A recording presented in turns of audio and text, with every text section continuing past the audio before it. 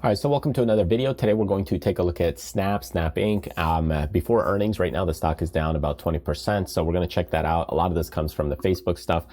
Keep in mind, it's not a recommendation to buy, sell, or trade any stock, just my own opinion. And if you want to grab that opinion off of Discord, you can go ahead and request a ticker symbol for your individual stock or name. You just put a request in. I can make a video for you sometime soon.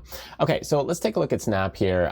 The earnings basically didn't even come out yet, so Snap plunges on Facebook reports. So there's a lot of stuff there that has things worried. Same thing with Pinterest, stocks drops quite a bit. But basically due to Facebook, you know, kind of taking all this down because it's the big Goliath, I guess.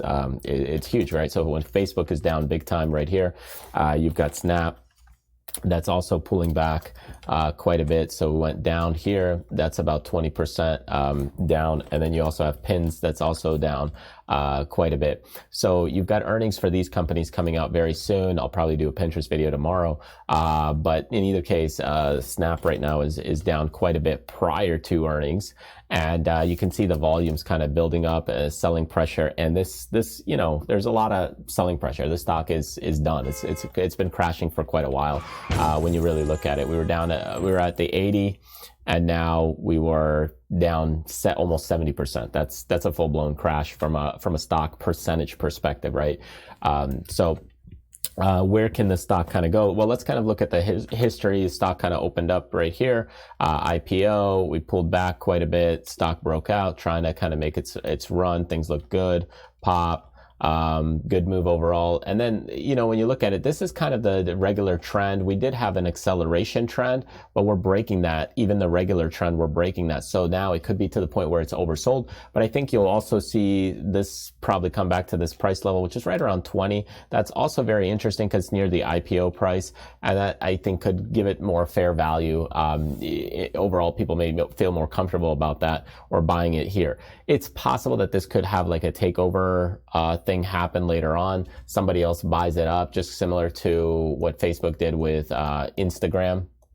I don't know if they're leaning in that direction. You got to talk to Mark Zuckerberg about all that stuff, because I think they're all getting into more of that virtual space.